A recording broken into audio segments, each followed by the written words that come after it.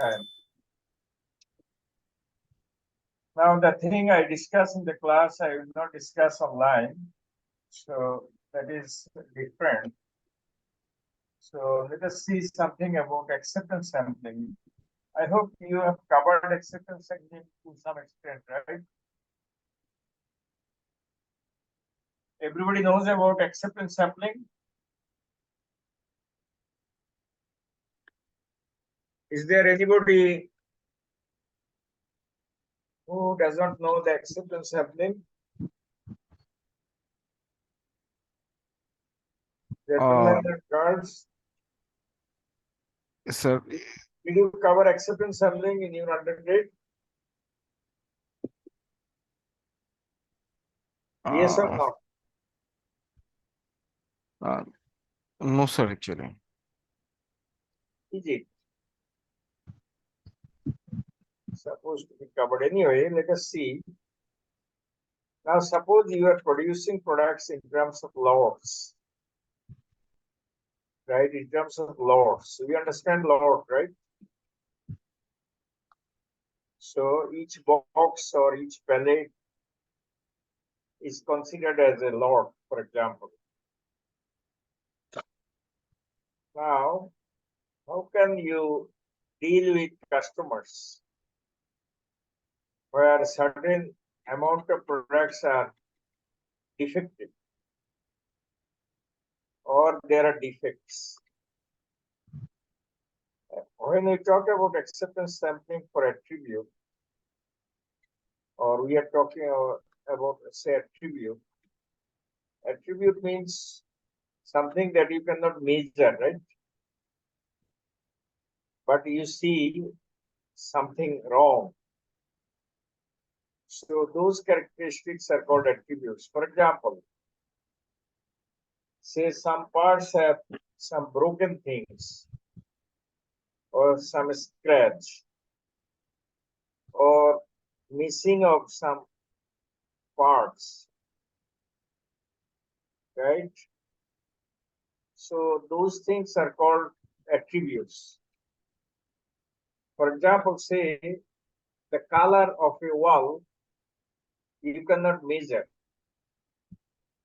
but you feel that this color is good or this color is not appropriate. So something defective or some defects are there. So two words are there, right? One is defect, another one is defective. So defect is also noun, right? Defective is also noun. So there are some defects, that's why something is defective. In that case, now you are sending a lot to the customer. So you cannot check probably 100% products, or you cannot do 100% inspection. So there must be some defective items in the lot. Then how can you handle the customers and make the customer accept your lot? So one thing, there can be no inspection. If you do not do any inspection, that is going to be expensive for you, right? Maybe the entire lot will be rejected. And there will be bad relations with customers or all parties. Then if you do 100% inspection, that may be very expensive, time consuming, inefficient. Inspection fatigue is there, and which is not possible. If you do the spot checking, you are sending, say, 100 lots. And if you say, okay, I will check 5 lots, and I will not check 95 lots. So that is one way, spot checking. Suddenly you are checking some lots in the spot. or you take a constant percentage of product, always say 5%, which is most common. And if the size of the sample is small, provides less information than big size. So if size of the sample is 50, for example, it provides less information than big samples or 500 units or lot. So the best one is this one. Best one is scientific sampling. It is a compromise between no and 100% sampling. And both parties know the risk of incorrect decision precisely. So producers and customers, both parties know that what's going on. So producer knows that there will be some bad products in the lot, and customer also knows that there will be some bad products, but still they agree. Customer agrees to accept that kind of lot also. Otherwise, of course, real life cannot go. Why exception sampling? When total inspection of a lot is time consuming and interrupts the production. So this is one reason. Another reason, when a total inspection of the lot is expensive, it results in more damage. Results in more damages due to mishandling of units being inspected. Right? When you inspect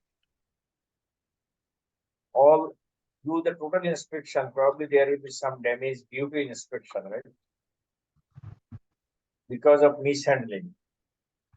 So you go for inspection for good reason, but finally it is causing bad results or effects. So in that case also you do sampling. Sampling means scientific sampling, taking certain amount of number of products from a lot. When inspection results in destruction of units inspected. So when unit is destroyed due to inspection, in that case also. When probability of inspection error is too high, right? The total inspection of large lots may result in more defectives being passed in the accepted lots compared to acceptance sampling. So probability of inspection error is an issue. Inspection also brings some error, right? And that is more sensitive to customers. When there are serious product liability risks to the supplier, though the supplier has a good record of quality, some inspection is statutory, right? Because some inspections are must be done, that is by law. Okay. So, সালাম আলাইকুম, আমি একটা class নিচ্ছি, তুমি কতক্ষণ জেগে থাকবা? আমি তোমাকে কি 11টার দিকে কল দিলে হবে? আচ্ছা ঠিক আছে। So, though the supplier has a good record, however, must be inspected. In that case, you do that. Or rejection of complete lots is more effective in forcing the lost supplier to enhance the quality levels compared to sending back only the defective items. So sometimes rejection of entire lot is better by looking into the defective number of defectives, right? Then sending it to customer with some defective items, because probably customer is very sensitive, you know. The customer may be high up people, right? VIP or something like that. When a few personnel can be spared for inspection activities, In that case, we cannot do 100% inspection. Finally, when customer is satisfied with producer's quality performance and want to reduce inspection from 100% to another small level, but not to zero inspection. So inspection must be there, though not 100%. So there are several reasons, as we have seen, that acceptance sampling or scientific acceptance sampling is relevant, is important. Now, what are the steps? So steps are mentioned in three stages. Identify the characteristics to be checked. So what defective characteristics you are going to check? Is it broken parts or broken corner or side or something like that, or there is a scratch or some missing parts, or there is some discoloring or something like that, right?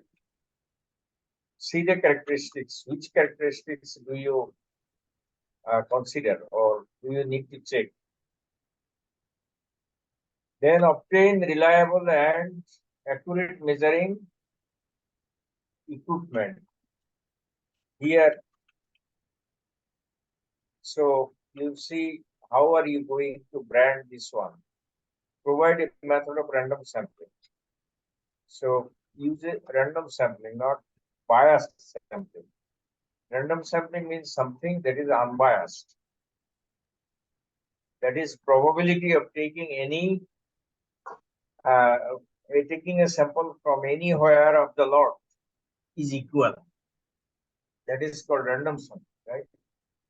Which is unbiased. There is no bias of the analyst. So now then what shall we do? Select a lot size. Say lot is 5,000 or 500. Select. As I said, lot can be box of products, right? Say products are sent to the customer in boxes. So you take one box as a lot. And sometimes box is big, sometimes box is small. Right? Or for different products, box size is different. And quantity inside the box is also different. So you select it with wisdom. Then select a sample. So where n sample size, for example, sample size 50, lot size 500, or sample size 20, lot is 300, anything. But later on we will see how to actually select or decide n. And C means number of defective items in the lot.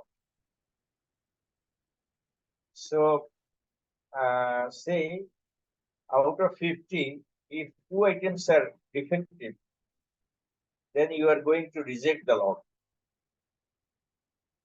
Say lot is 500, sample is 50, and in 50 there are 2 units that are defective. Then the entire lot will be rejected. If 1 unit is defective, then it will not be rejected. Of course, if 0 unit is defective, then there is no question of that. So take a predetermined number of units from each lot, right? So C stands for number of defective items in a sample, not in the lot. Then lot is screening or disposition. Inspect by attribute and accept a lot or reject it based on the number of NC. Number of N and C. NC, number of NC means non-conforming units. Number of non-conforming units, sorry. So this should not be, italic. So number of non-conforming, NC stands for non-conforming. Non-conforming means defective, right? Defective units. So lot will be accepted or rejected. Lot will be screened based on number of non-conforming units in the lot. So on attribute data, okay, product oriented inspection. Now you can do complete inspection, then it is called TQM. Right? If you do complete inspection, 100% inspection, then it is called TQM. So TQM or 100% inspection is not possible. Huh? Complete inspection is not really complete because you cannot uncover all defects by human, right? Human cannot uncover all defects. Huh? So there will be fatigue, imperfect testing methods, etc. And otherwise, you can do automated inspection. It is okay sometimes, but you need to ask question whether you have the equipment for automated inspection. So still you cannot say that in case of automated inspection, everything will be all right. So inspection can be done by human, inspection can be done by machine. But still, we cannot say that every product is correct or good product. So we cannot avoid scientific inspection, right? So need a degree or level of protection. A well understood sampling plan approach, the same degree of complete inspection. So if you plan a scientific sampling and in a good manner, scientifically, then as good as complete inspection, it is going to give positive results. Now sampling plan. Sampling plan means mainly specifying sample size small n and time between successive samples. So time gap between samples should not be very high or should not be too small. And those things should be representative of the lot or real world situation. So there must have some decision rules, right? There must have some decision rules and it is different for different products or process. When inspection cost is increasing because of need of special knowledge or skill or procedure or expensive equipment, etc. So sampling plan is required. Now, why is it required? The best current practices and wise process management need not always produce perfect product. So although you can say you have best practices and wise process management, still you cannot say your result is perfect. That's how we say true error is human. Human must do some error. Even machines do error. So distribution of data based on sample properties is called sampling distribution. Like say binomial distribution, Poisson distribution, or normal distribution, or something like that, right? So sampling distribution can be seen that way, and the properties you see in the sample accordingly you highlight there, the characteristic. And process distribution is distribution of data in actual process, which represents the population. Now come to acceptance sampling.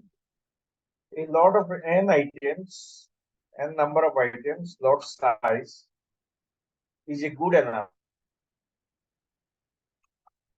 So decision is accept the lot. So if the lot is good, accept it. If not, then a second decision is required, or you reject it. So acceptance sampling is giving you some sort of, flexibility. That if lot is good, for example, what do you mean by good? As I said earlier, out of a small n number of items, if the defective items are less than C, then we accept it. We call it good. Otherwise, it is not good. So if not good, the decision will be rejection. But sometimes you can consider a second option. I will discuss later. Such decision is made based on sample under acceptance sampling. The procedure to determine whether to accept or reject a specific quantity or lot of material and product is called acceptance sampling. If EQM's practices are increasing, then acceptance sampling is decreasing. So 100% inspection increasing, no need to do acceptance sampling. But acceptance sampling application is based on some hypothesis. Again, hypothesis is important, right? Particularly for postgraduate education, the word hypothesis is very relevant. It has all the features and properties of hypo test, including alpha and beta errors. So null hypothesis is the material or product is up to a standard or up to the standard, right? So you say material or product is up to standard, and alternate hypothesis is substandard or not up to the standard. So one is negating another one is rejecting another one, right? Now associated errors are called type 1 error, that is called alpha. I will give the diagram later and also in the class later on. So there are two types of errors, as you can see here, two types of errors. One is called alpha. Conclude that process is out of control based on sample results that falls outside control limits, when in fact it is due to randomness. So this is called producer's risk in this case. In this case, this is called producer's risk, right? So type 1 error or alpha is called producer's risk. We will discuss by a figure and then we will understand better. And then type 2 error, which is called beta. Conclude that process is in control, but only randomness is present, when actually process is out of statistically control. This is called customer risk. Why do we call producer's risk and customer's risk? So you see here, you make conclusion that process is out of control, although the process is not out of control.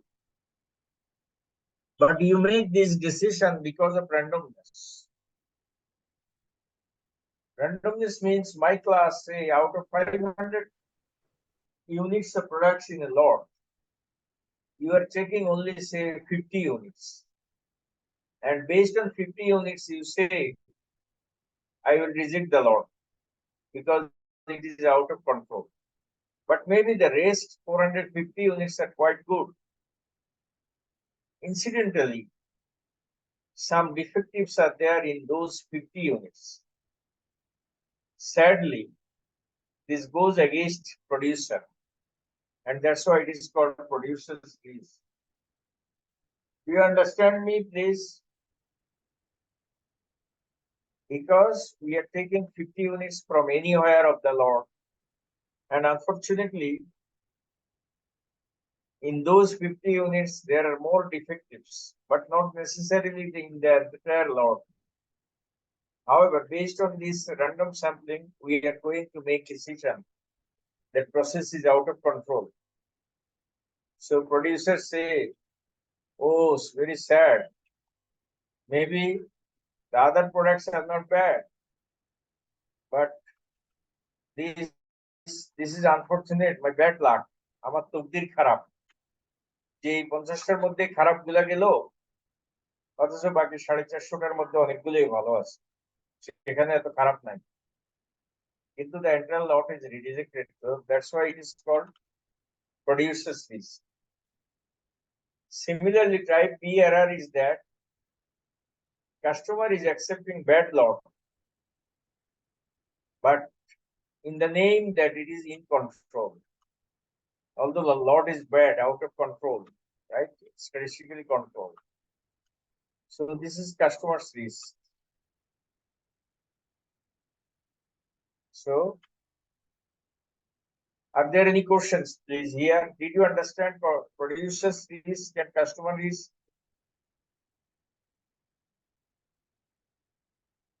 My class,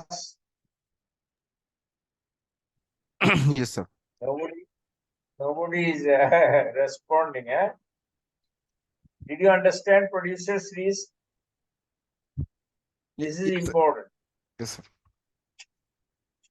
Okay. Now you can do lot by lot sampling. From every lot, you can take a sample. So it is the most common practice. From every lot, say each lot is 500, containing 500 units, and you are taking a sample from every lot. So this is lot by lot. How to form a lot? Lot must have homogeneous product from the same source, right? From the same machine or produced by the same worker, something like that, or the same product, not different products. So it should be homogeneous, and lot size should be as large as possible, right? As possible.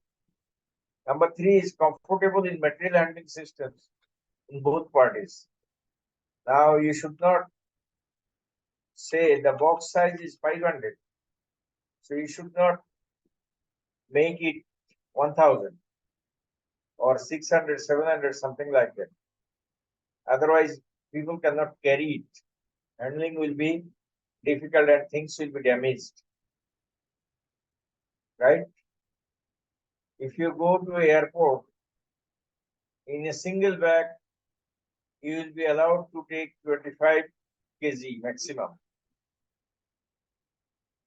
If you go with 30 kg bag, that will be rejected, because 30 kg people cannot, people cannot handle it easily. Okay, so then sample formation, as I said earlier, representative must be representative, right? Representing certain product and lot.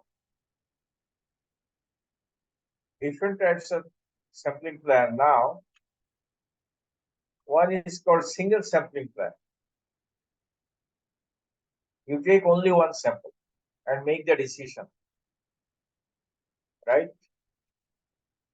So random sample, of course, single, and make the decision, accept it or reject it based on only one sample. It is easy to use, but usually results in a large average number of inspection than other. If you take a single sample, then large average number of inspection should be there. You should take bigger sample size. That is called ANI. So say lot size is N, which is 5,000, and sample size is small n, which is 100, and acceptance number is 2, right? And then C, define a plan. So these two defines a plan. So we have said sampling plan means these two basically. So X is less than 2, these two. C is constant, right? But X is variable. So highest value of X is C, and lowest value of X is 0. Okay. So accept the law if it is less than equal to 2. So if there are 2 defective items in 100 items, then you accept this entire law without any question. If it is greater than 2, this is more than 2, right? So you reject the law. That's all. Are there any questions, my dear? Anybody? What is single sampling? We take a sample from the lot, and based on the acceptance number, this is called acceptance number, right?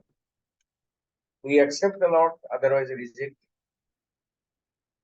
And now double sampling means first lot, if you take a single, if you take first sample from the lot, then you see it is exceeding, say, this number. So producer is asking to take another sample before making the decision, final decision. So you take the second sample. If it is very good, then no need to take second sample, right?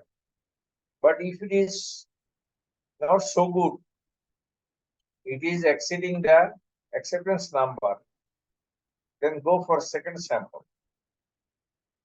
Then customer is giving some sort of rigid criteria. So say again, N is 5,000. So first sample size, the small N1 is 100. And first acceptance number is 2. Okay. First rejection number is 5.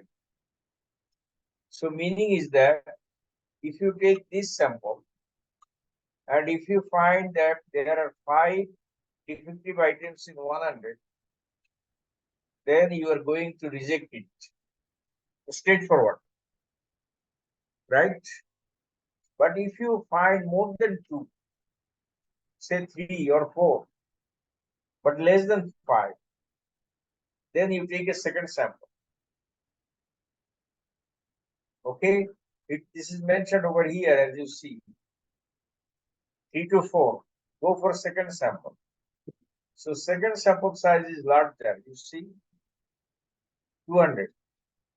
And second acceptance number is C2 is 7.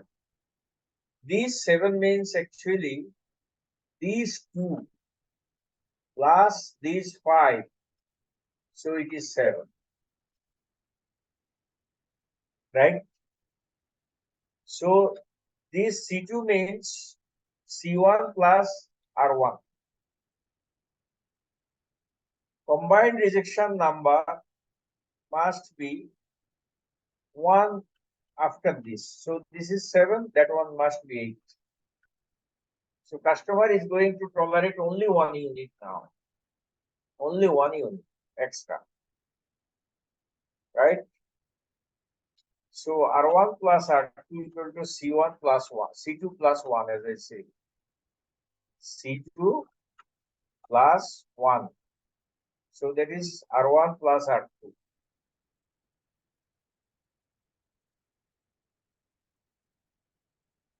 So first sample X is less than C1.